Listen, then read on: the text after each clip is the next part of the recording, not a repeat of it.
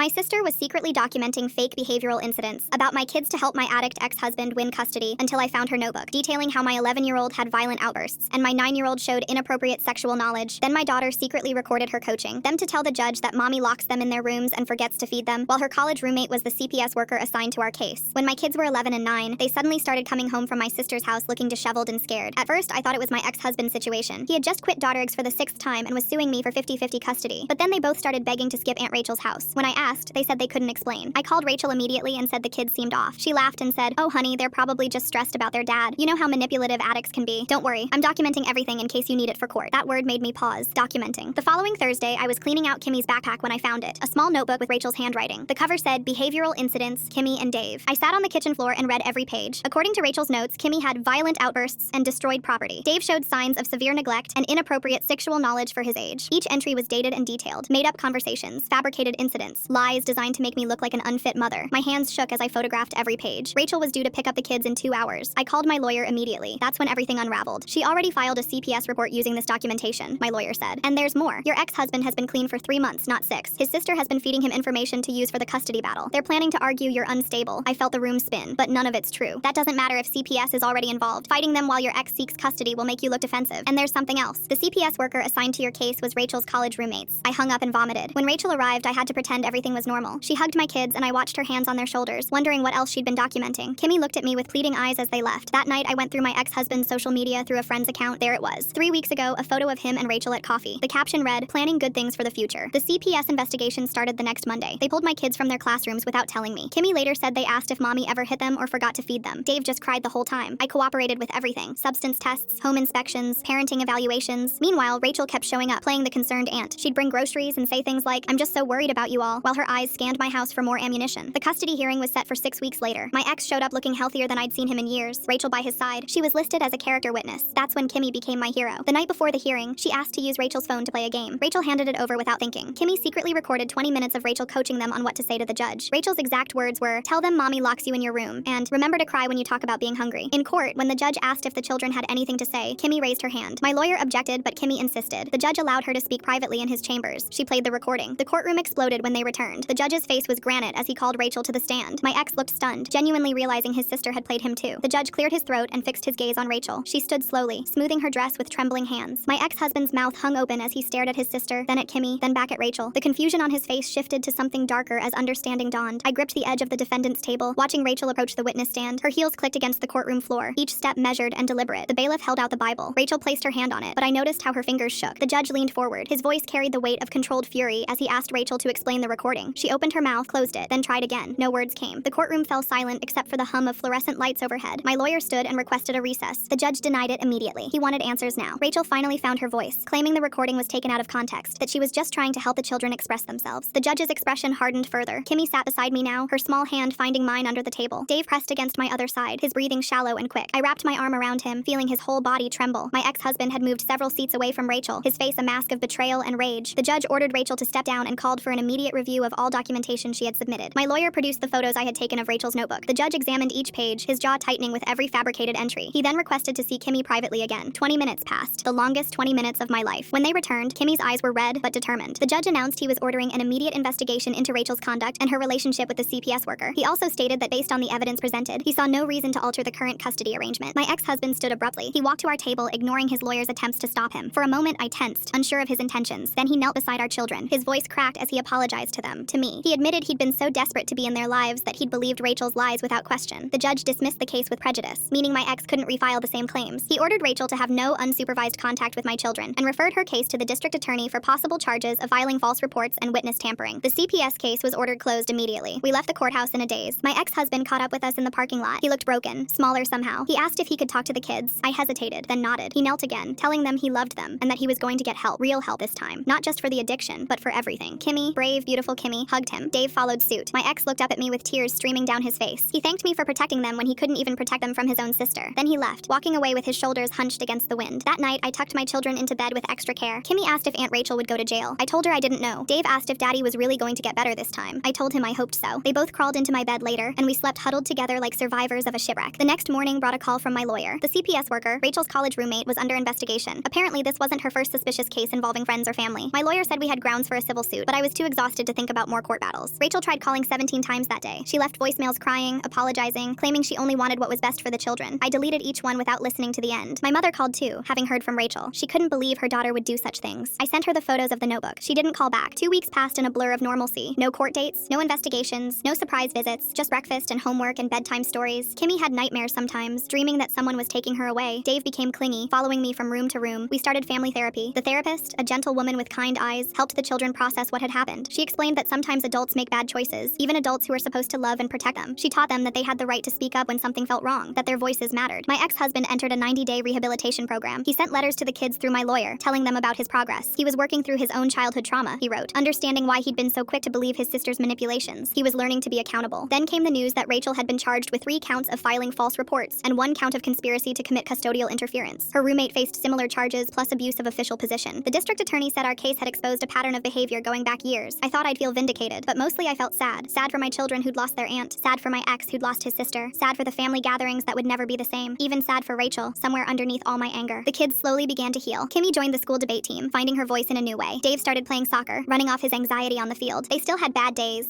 when they'd ask why Aunt Rachel had wanted to hurt us. I never had a good answer. 3 months after the hearing, my ex completed his program. He asked to see the children in a supervised setting. The therapist thought it might be good for them. We met at a park, a counselor present. He looked healthier, clearer. He'd gained weight and his eyes weren't bloodshot anymore. He didn't ask for more time or push boundaries. He just played with them, pushing Dave on the swings and helping Kimmy with her skateboard tricks. When our hour was up, he thanked me again. He said he was living in a sober house now, working construction, attending meetings every day. He said he'd wait as long as it took to earn back trust. Rachel's trial date was set for 6 months out. I dreaded it, knowing we'd have to relive everything. But Kimmy said she wanted to testify, wanted to make sure Rachel couldn't hurt other families. My brave girl, still protecting others even after everything she'd endured. The school year ended with Kimmy winning an award for courage. She'd written an essay about speaking truth even when it's scary. Dave's teacher told me he'd become a leader in class, standing up for kids who were being picked on. They were finding their strength in different ways. Summer arrived with its promise of fresh starts. We took a vacation, just the 3 of us, to a cabin by a lake. No phones, no lawyers, no court dates, just swimming and hiking and roasting marshmallows. One night, looking at the stars, Kimmy asked if I thought people could really change. I thought about her father, working every day to become the man his children deserved. I thought about Rachel, sitting in a cell awaiting trial. I thought about my children, transforming their trauma into compassion and courage. I told her yes, people could change, but only if they truly wanted to and did the hard work. As summer turned to fall, life settled into new rhythms. Supervised visits with their father became part of our routine. He never missed one, never showed up impaired, never pushed for more than was offered. The kids began to relax around him, even laugh sometimes. The trial loomed ahead, but we were ready. My children had found their voices and wouldn't be silenced again. They knew now that family wasn't just about blood, but about trust and protection and truth. They knew that sometimes the people who are supposed to love you can hurt you the most, but that didn't mean they were broken or unlovable. I watched them grow stronger every day, and I knew that despite everything Rachel had tried to do, she had failed. She'd wanted to destroy our family, but instead, she'd shown us just how strong we really were, together. The fall brought unexpected complications. Rachel posted bail using money from our grandmother's estate, funds I hadn't known existed. She moved back into her house 3 blocks from mine, despite the restraining order requiring her to stay 500 feet away from my children. I discovered this when Dave spotted her car at the grocery store and froze in the cereal aisle, his whole body rigid with fear. I abandoned our cart and carried him out, his arms wrapped tight around my neck. At home, I called my lawyer, who explained that restraining orders only covered direct contact. Rachel could shop where we shopped, live where we lived, as long as she maintained physical distance. The law offered less protection than I'd imagined. That weekend, I installed security cameras around our house. The kids helped me test them, turning it into a game to ease their anxiety. Kimmy suggested we create code words for different situations. Dave wanted panic buttons in every room. Their suggestions broke my heart, but I implemented them all. We were adapting to a new reality where safety required constant vigilance. Rachel began appearing everywhere we went. The park where Dave played soccer, the library where Kimmy did homework, always maintaining legal distance, always watching. She'd sit on benches with a book, pretending to read while her eyes tracked my children's movements. Other parents started noticing and asking questions I couldn't fully answer. I documented every sighting, photographing her from my phone. My lawyer added each incident to our file, building evidence of harassment. But Rachel was careful, never crossing legal lines. She was playing a longer game now, one that required patience and precision. The supervised visits with my ex-husband continued. During one October meeting, he mentioned that Rachel had been calling him repeatedly. She wanted to reconcile, claimed she'd been trying to help, that everything had been misunderstood. He showed me the call logs on his phone, dozens of attempts over several days. His hands shook as he scrolled through them. He asked what he should do. I watched him struggle with loyalty to his sister versus protecting his children. Finally, he blocked her number. It was a small victory, but I saw how much it cost him. Family bonds, even toxic ones, don't break easily. Halloween approached, and the kids wanted to trick-or-treat like normal children. I arranged for several parents from school to join us, creating a protective group. As we walked through the neighborhood, I spotted Rachel's car parked on various streets, following our route. She never got out, just watched from behind tinted windows. Kimmy noticed too. She squeezed my hand and kept walking, chin high, refusing to let her aunt steal this normal childhood moment. Dave stayed close to the group, but he laughed at his friends' jokes and compared candy hauls. They were learning to live with fear without letting it consume them. November brought the first real escalation. I came home from work to find my back gate open. Nothing was disturbed, but I knew I'd locked it that morning. The security footage showed a figure in dark clothing and a baseball cap approaching at 3 a.m., testing the gate, then leaving when it didn't budge. By morning, it stood wide open. Someone had returned. I filed a police report, but without Without clear facial features on the video, they couldn't prove it was Rachel. They increased patrols in our neighborhood but warned me that harassment cases were difficult to prosecute. I had to catch her in the act of violating the restraining order. The kids started asking to sleep in my room every night. I moved their mattresses in, creating a makeshift camp. We told stories and played quiet games until they fell asleep. I'd lie awake listening to every creak, every car passing, wondering if she was out there watching. My ex-husband's progress in recovery became one bright spot. He earned his 90-day chip and started working with a sponsor. During visits, he was present in ways he'd never been before. He remembered details about their lives, asked about school projects, learned their friends' names. The children began to trust these small consistencies. Then Rachel escalated again. Anonymous calls to my workplace claimed I was unstable, missing work, neglecting my children. My boss, who'd been supportive throughout the custody battle, recognized the harassment for what it was. But HR had to investigate each complaint, pulling me into meetings, documenting everything. The stress began affecting my performance. I started finding things moved in my yard, garden tools relocated, trash cans shifted, always small changes that made me question my memory. The security cameras never caught anything definitive, just shadows and suggestions of movement. I was being gaslit in my own home. Kimmy's teacher called one afternoon. Someone had been asking questions about our family, claiming to be writing an article about children's resilience after trauma. The teacher, thankfully suspicious, had refused to comment and taken down the woman's information. The description matched Rachel, though she'd given a false name. I gathered the kids that night and explained that Rachel was trying new tactics. We reviewed our safety plans and practiced scenarios. Kimmy suggested we start varying our routines, taking different routes to school, shopping at different times. Her strategic thinking amazed me, though I hated that she needed such skills. My mother finally called after months of silence. She'd been visiting Rachel, trying to understand what had happened. Rachel had shown her fabricated evidence, convinced her that I was the one lying. My mother wavered between daughters, unsure who to believe. I sent her the court transcripts, the judge's ruling, everything. She said she needed time to process it all. December arrived with its forced cheerfulness. The kids wanted a Christmas tree, normalcy amid chaos. We picked one out together, decorated it with careful joy. I caught them whispering about presents for their dad, the first time they'd wanted to give him anything in years. Rachel's harassment shifted to digital spaces. Fake social media accounts appeared, spreading lies about our family to school parent groups. Anonymous emails to my children's teachers contained concerns about their home life. Each lie required hours to refute, documentation to disprove, energy I didn't have. I hired a private investigator, depleting my savings. He began tracking Rachel's movements, building a pattern of behavior that might strengthen our case. Within a week, he documented her driving past our house 47 times, parking outside the children's school during pickup, following us to doctor appointments. The stress began manifesting physically. Kimmy developed stomach aches before school. Dave started wetting the bed again. I found myself jumping at shadows, checking locks obsessively, scanning crowds for Rachel's face. We were living under siege, even if the weapons were psychological rather than physical. My ex-husband noticed the changes during visits. He asked careful questions, listened to the answers. One day, he offered to help pay for additional security measures. It was the first time since our divorce that we'd worked together as parents rather than adversaries. Rachel's actions had created an unexpected alliance. The private investigator uncovered something disturbing. Rachel had been in contact with multiple family law attorneys, shopping for one who would take a grandparents' rights case. The way he's showing up consistently, blocking Rachel's calls, and even helping with security costs shows real growth. She was building a narrative where she was the concerned aunt trying to maintain contact with neglected nieces and nephews. Each rejected attorney added notes to their files about her erratic behavior. I started sleeping in shifts, setting alarms to check security footage throughout the night. Exhaustion became my constant companion. Friends offered to help, to stay over, to watch the kids. I accepted grudgingly, hating that we needed protection in our own home. One morning, I found a doll on our front porch. It looked like Kimmy, down to the color of its dress. Around its neck hung a note: she misses her aunt. I photographed everything before calling the police. They took the doll as evidence, but warned me that without fingerprints or video proof, it would be hard to link to Rachel. The kids didn't see the doll, but they sensed my increased anxiety. We started having family meetings where they could share their fears, and I could reassure them with concrete actions we were taking. Kimmy began keeping her own documentation, writing down dates and times she spotted Rachel. Dave drew pictures of his feelings, dark scribbles that gradually included more color as therapy continued. Rachel made her boldest move yet during the school Christmas concert. She arrived early, sitting in the front row despite the restraining order extending to school events. When security approached her, she claimed she didn't know about that provision, that she just wanted to see her niece and nephew perform. They escorted her out, but not before several parents witnessed the scene. The gossip mill churned. Some parents sympathized with Rachel, believing her act. Others had heard enough to be suspicious. The divide created tension at school functions, whispered conversations that stopped when I approached. My children faced questions they couldn't answer, friendships strained by adult drama. I met with the principal to discuss options. She suggested we could transfer to another school in the district, start fresh. But Kimmy overheard and refused. She wouldn't let Rachel drive them from their friends, their teachers, their life. Her determination strengthened my own resolve. January brought a court date to address the restraining order violations. Rachel appeared with a new lawyer, one known for aggressive tactics. She'd crafted a story of misunderstanding, of a loving aunt kept from her family by a vindictive sister. The judge reviewed our evidence, hours of documentation, witness statements, video footage. Rachel's lawyer argued that appearing in public spaces wasn't harassment, that she had a right to shop and drive where she pleased. My lawyer countered with a pattern of behavior, the psychological impact on the children. The judge took it all under advisement, promising a ruling within 2 weeks. During those 2 weeks, Rachel disappeared. No sightings, no harassment, no digital attacks. The silence felt more ominous than her presence. I kept the kids close, drove them to school myself, canceled playdates. We waited for the next move in her game. The judge's ruling came down split. He extended the restraining order and increased the distance requirement to 1,000 feet, but he stopped short of criminal contempt charges, citing insufficient evidence of willful violation. Rachel had walked the legal line perfectly, protected by technicalities. She reappeared immediately after the ruling, testing the new boundaries. She found the exact 1,000-foot mark from our house and parked there daily. She mapped the distance from the children's school and waited just beyond it. She was showing us that court orders couldn't stop her obsession. My ex-husband surprised me by filing his own restraining order against Rachel. His recovery sponsor had helped him see how toxic their relationship was, how she'd manipulated his addiction for her own purposes. He submitted years of text messages showing her encouragement of his substance use, her offers to supply him, her sabotage of previous recovery attempts. Rachel didn't take this betrayal well. She began calling his workplace, his sober living house, his sponsor. She accused him of choosing me over family, of abandoning her when she needed him most. Each call was recorded, added to our growing pile of evidence. The private investigator made a breakthrough. He found 2 other families Rachel had targeted over the years. Both involved custody disputes where she'd inserted herself as a helpful relative or friend, then systematically worked to undermine one parent. Both families had eventually moved away to escape her. We weren't her first victims. I reached out to these families carefully. One mother agreed to speak with me. Her story mirrored ours eerily, down to the fabricated documentation and CPS involvement. She'd lost custody for 6 months before the truth came out. They'd moved 3 states away and still checked over their shoulders. She agreed to provide a statement for our case. February brought Kimmy's 12th birthday. She wanted a normal party with friends, not the fortress mentality we'd been living under. I rented a venue across town, hired security discreetly, and gave her the celebration she deserved. Rachel didn't appear, but I spent the entire party scanning faces, unable to fully relax. Dave's anxiety manifested in new ways. He began collecting things obsessively, creating safe piles in his room. His therapist explained it was his way of controlling something in a world that felt chaotic. We worked on channeling this need into positive activities, organizing toys for donation, creating art from found objects. The other family's statement proved powerful. My lawyer filed for a permanent protective order, citing the pattern of predatory behavior. Rachel's lawyer fought back, demanding psychological evaluations for everyone involved. The legal bills mounted, but I couldn't stop now. This had to end. Rachel's mistakes began accumulating. The pressure was affecting her too. She showed up at my workplace forgetting about security cameras. She sent emails from her personal account instead of anonymous ones. Her careful facade was cracking, revealing the desperation underneath. My mother finally chose a side after reading the other family's statement. She recognized patterns from Rachel's childhood, manipulative behaviors she'd dismissed or excused. She apologized for doubting me, for taking so long to see the truth. Her support felt like a lifeline I hadn't known I needed. March roared in with unexpected hope. The district attorney's office, reviewing all our evidence plus the new statements, decided to pursue criminal harassment charges. Rachel would face actual consequences beyond restraining orders. The trial would be difficult, but it offered the possibility of real protection. Rachel's response was swift and vicious. She created a website dedicated to parental alienation, using our family as a case study with names barely changed. She posted photos she'd taken secretly, wrote fictional accounts of our lives. My lawyer got it taken down, but screenshots circulated in our community. The kids faced bullying at school from children who'd seen the website. Kimmy handled it with grace, explaining calmly that her aunt was sick and needed help. Dave withdrew further, spending recess in the library. I met with teachers daily, managing the fallout of Rachel's digital assault. My ex-husband stepped up in ways I never expected. He attended school meetings, spoke to other parents, used his recovery story to counter Rachel's narrative. His presence at school events, sober and engaged, undermined her claims about our family's dysfunction. His sponsor attended too, a quiet show of support that meant everything. The criminal trial date was set for May. Rachel's behavior escalated as it approached. She left flowers on our doorstep with notes about missing us. She sent birthday cards to the children through mutual acquaintances. Each contact violated the restraining order. Each violation added to the criminal case. I found strength in unexpected places. Other mothers who'd experienced stalking shared their stories and strategies. Dave's soccer coach offered to escort him to practice. Kimmy's debate team made safety part of their group protocol. Our community wrapped around us in ways Rachel hadn't anticipated. April brought a crisis. Rachel was arrested for attempting to access the children's school records using fake credentials. She'd been caught on camera in the administration office after hours. The charges multiplied: criminal trespass, identity theft, violating a protective order. Her lawyer negotiated bail, but conditions were strict. She was required to wear an ankle monitor and stay away from anywhere the children might be. The physical restriction accomplished what restraining orders couldn't. For the first time in months, we could go to the grocery store without scanning for her car. The relief was overwhelming, but Rachel found other ways to maintain presence. She hired people to photograph us in public, had flowers delivered to the house, sent packages to the children's school. Each action was technically legal, executed by others. The psychological warfare continued with her physical absence. My children showed remarkable resilience. Kimmy started a support group at school for kids dealing with family trauma. Dave channeled his anxiety into protective big brother energy, walking Kimmy to classes, checking in constantly. They were healing by helping others, finding power in their survival. The trial preparation intensified. I spent hours with prosecutors, reviewing every incident, every piece of evidence. The children would testify via closed-circuit video, sparing them courtroom confrontation. Rachel's other victims agreed to testify about patterns of behavior. The case was strong, but not guaranteed. Rachel's family began reaching out. Cousins I hadn't heard from in years called to express support. This woman's destruction of their peace reveals such a dark obsession. The doll that looked like Kimmy with that haunting note shows how Rachel studied every detail of their lives. They shared their own stories of Rachel's manipulations over the decades. An aunt revealed that Rachel had been in therapy as a teenager for similar behaviors, but had refused to continue treatment. The family dysfunction ran deeper than I'd known. My ex-husband earned his 1-year sobriety chip the week before trial. He invited the kids to the ceremony, their first time seeing him receive recognition for positive choices. They beamed with pride as he spoke about accountability and making amends. Rachel had inadvertently given him the push toward recovery he'd needed. The night before trial, I couldn't sleep. I checked on the children repeatedly, finding them curled together in Kimmy's bed. They'd been doing that more often, finding comfort in proximity. I sat on the floor beside them, watching them breathe, promising silently that this would end tomorrow. Morning came with spring rain. I dressed carefully, choosing clothes that projected strength I didn't feel. The children ate breakfast quietly, understanding the day's significance. My ex-husband arrived to stay with them, bringing his sponsor for additional support. We exchanged nods, former adversaries united in protection. The courthouse loomed large and intimidating. My lawyer met me at security, reviewing last-minute details. Other families were there, Rachel's Rachel's previous victims ready to testify. We sat together in the hallway, an unexpected support group born from shared trauma. Their presence reminded me we weren't alone. Rachel arrived with her legal team, dressed conservatively, playing the part of wronged family member. She avoided eye contact, focusing on her lawyer's whispered instructions. I studied her face, searching for the sister I'd once trusted, finding only a stranger wearing her features. The prosecutor opened with a devastating timeline of harassment, showing the jury how calculated Rachel's campaign had been. Evidence mounted throughout the morning: photographs, recordings, documents, witness statements. The pattern was undeniable when laid out systematically. Rachel's lawyer struggled to counter facts with emotional appeals. When court recessed for lunch, I called home. The children were baking cookies with their father, finding distraction in normal activities. Kimmy asked how it was going. I told her the truth was being heard, that justice was working. Her relief was audible through the phone. The afternoon brought testimony from Rachel's other victims. Each story reinforced the pattern of predatory behavior disguised as family concern. The jury's expressions shifted from skepticism to understanding to disgust. Rachel's carefully crafted image crumbled under the weight of repeated evidence. Rachel took the stand in her own defense, a risky move her lawyer had advised against. She painted herself as a concerned aunt, misunderstood and vilified. But under cross-examination, her story unraveled. She couldn't explain the false documentation, the secret recordings, the systematic stalking. Her composure cracked, revealing glimpses of the rage underneath. The prosecutor played Kimmy's recording from the custody hearing, Rachel's voice instructing children to lie about their mother. The courtroom fell silent except for Rachel's recorded words. Several jurors shook their heads. Rachel's lawyer objected repeatedly, but the damage was done. Character witnesses for the prosecution included teachers, coaches, and therapists who'd seen the impact of Rachel's harassment on our family. Each testified to the children's fear, their behavioral changes, the constant state of vigilance we'd been forced to maintain. The cumulative effect was powerful. Rachel's witnesses were few and unconvincing. A friend who admitted she'd only heard Rachel's version of events. A distant relative who hadn't seen our family in years. Her character witnesses actually strengthened our case through their lack of direct knowledge. Closing arguments brought everything full circle. The prosecutor spoke of patterns and escalation, of a woman who weaponized family bonds for control. Rachel's lawyer pleaded for understanding, for family reconciliation, for seeing mistakes rather than malice. The jury would decide which narrative to believe. We waited in a small room while the jury deliberated. Other victims' families joined us, sharing stories, offering support. Hours passed slowly. I texted updates to my ex-husband, who reported the children were doing homework, maintaining normal routines despite the extraordinary day. The jury returned after 4 hours. I stood on shaking legs as the foreman read verdicts. Guilty of criminal harassment, guilty of violating protective orders, guilty of identity theft, guilty on 7 of 9 counts. Rachel's face went white with each pronouncement. Her lawyer requested immediate sentencing considerations. The judge scheduled sentencing for the following month, remanding Rachel to custody given her history of violations. As bailiffs led her away, she turned to look at me. For a moment, I saw my sister, the one who taught me to ride a bike and shared secrets at sleepovers. Then the moment passed, and I saw only the woman who'd tried to destroy my family. Outside the courthouse, rain had given way to late afternoon sun. I called home immediately. Kimmy answered, her voice bright with hope. I told her Rachel had been found guilty, that there would be consequences. She started crying, Dave joining her. But these were tears of relief, of endings and new beginnings. My ex-husband brought the children to meet me at a restaurant for dinner. We sat together, a family reformed by crisis. He'd proven himself through actions, not words. The children chattered about school, about summer plans, about anything except the trial. They were already moving forward. That night, I removed the extra locks from our doors. The security cameras would stay, but the siege mentality could finally ease. The children slept in their own beds for the first time in months. I checked on them once, then trusted the peace to hold. The next morning felt different. Kimmy made breakfast without prompting. Dave sang in the shower. Simple moments that had been impossible under constant threat. I watched them leave for school with their father, no longer scanning for Rachel's car, no longer afraid of shadows. Recovery would take time. Trust would rebuild slowly. The children would process this trauma for years, but we'd survived intact, stronger for the breaking. Rachel had tried to destroy us with lies and manipulation. Instead, she'd forged us into something unbreakable through truth and resilience. My phone rang as I prepared for work. The prosecutor, calling with additional news. 2 more families had come forward after seeing news coverage of the trial. Rachel's pattern stretched back further than we'd known. They wanted to add their testimonies for sentencing consideration. Justice was expanding beyond our family. I thought about cycles and patterns, about family dysfunction passed through generations. Rachel had learned manipulation somewhere, had chosen to weaponize it rather than heal from it. My children were learning different lessons, that truth matters, that standing up to bullies is possible, that family means protection, not control. The story would continue through sentencing, through appeals, through whatever came next. But the acute crisis had passed. We could breathe again, plan again, live again without constant fear. Rachel's reign of psychological terror had ended in a courtroom where truth finally overpowered her carefully constructed lies. I drove to work taking the direct route for the first time in months, no longer varying patterns to avoid detection. The radio played something upbeat. I found myself singing along, remembering what lightness felt like. My children were safe. My ex-husband was sober and present. Rachel was facing consequences. We'd survived. That evening, Kimmy asked if we could visit her father at his sober living house. She wanted to see where he lived, to understand his journey better. Dave agreed enthusiastically. We drove there together, entering this new phase as a restructured but functional family. Rachel had tried to tear us apart. Instead, she'd inadvertently brought us together. The house was modest but clean, filled with men in various stages of recovery. My ex-husband showed the children his room, his recovery materials, his daily schedule. They asked questions he answered honestly. Watching them connect without fear or manipulation felt like witnessing a miracle Rachel had tried to prevent. The sober living house visit marked a turning point, but Rachel's absence created new challenges. Without the constant threat, we had to learn how to exist normally again. The children struggled with ordinary activities, jumping at unexpected noises, checking over their shoulders during routine errands. Recovery from psychological warfare doesn't happen overnight. My ex-husband maintained his commitment to sobriety and supervised visits. He arrived early each time, bringing activities he'd researched online, board games for rainy days, science experiments he'd practiced beforehand, art supplies eyes for creative projects. His dedication showed in small details, remembering Dave preferred chocolate milk, knowing Kimmy's favorite author. The sentencing date approached with mixed emotions. Part of me wanted closure. Another part dreaded reopening wounds. The prosecutor called to review victim impact statements. I spent nights writing and rewriting, trying to capture the devastation Rachel had caused without sounding vindictive. The children chose not to write statements, and I respected their decision. Meanwhile, practical matters demanded attention. The private investigator's final invoice depleted my emergency fund. Security system monitoring fees added monthly expenses I hadn't budgeted for. The financial strain of protecting my family compounded the emotional toll. I picked up extra shifts when possible, grateful my boss understood the situation. Rachel's mother, my mother, reached out tentatively. She'd been attending therapy to process her role in enabling Rachel's behavior over the years. Her therapist suggested a mediated conversation between us. I agreed reluctantly, meeting at a neutral location with clear boundaries. She cried through most of it, apologizing for doubting me, for choosing denial over protecting her grandchildren. The conversation revealed disturbing patterns from Rachel's past. Incidents in high school I'd never known about. A friend whose college applications mysteriously went missing after an argument. A teacher who received anonymous complaints after giving Rachel a poor grade. My mother had always made excuses, blamed others, refused to see the pattern. Now she saw it clearly, and the weight of that recognition broke her. School became a sanctuary for the children as normalcy slowly returned. Kimmy threw herself into debate tournaments, channeling her experiences into passionate arguments about justice and truth. Dave discovered a talent for soccer goalkeeping, finding confidence in protecting his team's net. Their teachers reported improvements in focus and social connections. 2 weeks before sentencing, Rachel's lawyer contacted mine with a plea deal offer. She'd serve 18 months in county jail, 3 years probation, mandatory psychiatric treatment. The prosecutor recommended accepting it, explaining that trials were unpredictable, and this guaranteed consequences. I struggled with the decision, wanting both maximum punishment and to spare my children further court proceedings. I discussed it with my ex-husband during a family meeting at the therapist's office. He listened to the options, asked thoughtful questions, considered the children's well-being above his own anger at his sister. Together, we decided to accept the plea deal. The children wouldn't have to testify again, and Rachel would face real consequences. The other families who'd come forward influenced our decision. One mother called me, sharing how her family's healing accelerated once legal proceedings ended. She urged me to focus on moving forward rather than seeking maximum revenge. Her wisdom, born from similar pain, resonated deeply. Kimmy overheard me discussing the plea deal with my lawyer. She found me later, curled up in my bed, and asked if 18 months was enough for what Rachel had done. I explained that jail time was just one consequence. Rachel had lost her family, her reputation, her freedom to manipulate others. Kimmy nodded slowly, processing this complex justice. The sentencing hearing arrived on a crisp May morning. Rachel appeared in orange jail clothing, her hair grown out showing gray roots. She'd lost weight, her face gaunt and hollow. When the judge asked if she wanted to speak, she stood slowly, hands shackled in front of her. Her statement was a masterclass in manipulation. She spoke of loving her family too much, of wanting to protect the children, of good intentions gone wrong. She cried at appropriate moments, voice breaking as she mentioned missing family gatherings. But the judge had read every piece of evidence, heard every victim's story. His expression remained unmoved. I delivered my victim impact statement with steady voice, focusing on facts rather than emotions. The financial costs of security measures, the therapy bills, the lost work hours, the children's academic struggles during the worst harassment. I painted a picture of systematic destruction that no amount of claimed good intentions could justify. The judge accepted the plea agreement but added conditions. Rachel would have no contact with any family members for 5 years after release. She'd register as a harassment offender, limiting her ability to work with children or in positions of trust. She'd pay restitution for our security expenses and therapy costs. The additional consequences felt like justice. As guards led Rachel away, she looked back once. Our eyes met across the courtroom. For a split second, I saw the sister who'd braided my hair for prom, who'd held my hand at our father's funeral. Then the door closed, and she was gone. The finality hit harder than expected. Outside the courthouse, my ex-husband waited with the children. They'd insisted on being nearby, even if they couldn't attend the hearing. Kimmy hugged me first, then Dave wrapped his arms around my waist. Their father stood awkwardly before I gestured him into the group hug. We stood there, an imperfect family bound by survival. The next months passed in careful steps forward. The children's therapy shifted from crisis management to processing and prevention. They learned to recognize manipulation tactics, to trust their instincts, to speak up when something felt wrong. These skills would serve them throughout life, silver linings to traumatic clouds. My ex-husband earned his 18-month sobriety chip the week school ended. The children attended the ceremony, proud of his progress. He'd started speaking at meetings about how his sister's manipulation had enabled his addiction, how her arrest had forced him to confront hard truths. His sponsor said he'd never seen such determined recovery. Summer plans required negotiation. The children wanted normalcy, camps, sleepovers, freedom. I wanted them bubble-wrapped and within sight. We compromised with careful arrangements, vetted friends' houses, and regular check-ins. Watching them ride bikes down our street without scanning for Rachel's car felt like victory. The financial strain eased slowly. Rachel's restitution payments began arriving, small monthly amounts that helped offset security costs. I canceled the private investigator, reduced some monitoring services. The fortress mentality gave way to reasonable precautions. We were learning to live with ordinary levels of safety. Kimmy started 8th grade with new confidence. She ran for student council, citing her experiences with standing up to bullies in her campaign speech. She won by a landslide. Dave entered 5th grade no longer clinging to walls, making friends easily. Their resilience amazed me daily. My mother maintained tentative contact, respecting boundaries while rebuilding trust. She attended her own therapy religiously, working through decades of enabling behavior. She sent birthday cards to the children, small gestures that didn't pressure them for responses they weren't ready to give. The 1-year anniversary of Rachel's arrest passed quietly. No fanfare, no dramatic reflection, just a normal Tuesday with homework and dinner and bedtime routines. The absence of chaos had become our new normal. That evening, I found an old photo album and showed the children pictures of Rachel from happier times. They asked questions I answered honestly. Yes, she was really fun at birthday parties. No, I never suspected what she was capable of. My ex-husband's supervised visits evolved into day-long week-long outings. He took the children to museums, teaching them about art he'd studied during recovery. They went hiking, his newfound clarity allowing him to be present for their discoveries. The supervisor reported consistent, appropriate behavior, recommending graduated independence. Fall parent-teacher conferences brought only positive reports. Both children were thriving academically and socially. Kimmy's teacher mentioned her leadership in promoting kindness and inclusion. Dave's teacher praised his protective instincts toward younger students. They were channeling their experiences into empathy. The security cameras captured only ordinary moments now. Delivery drivers, neighborhood cats, kids retrieving balls from our yard. I still checked them occasionally, habit dying hard, but the hypervigilance was fading, replaced by normal parental awareness. Thanksgiving approached with complicated feelings, our first without Rachel in the family dynamic. My mother asked to host, promising a small gathering with just us. The children voted to try it. We arrived to find she'd cooked all their favorites, decorated simply, created space for whatever emotions arose. Dinner conversation flowed naturally, avoiding the elephant not in the room. My ex-husband joined for dessert, his first family holiday in years. He helped wash dishes while the children played board games with their grandmother. The scene felt both foreign and familiar, a new configuration of family. That night, tucking the children into bed, Dave asked if I thought Rachel was having Thanksgiving in jail. I told him I didn't know, but that wherever she was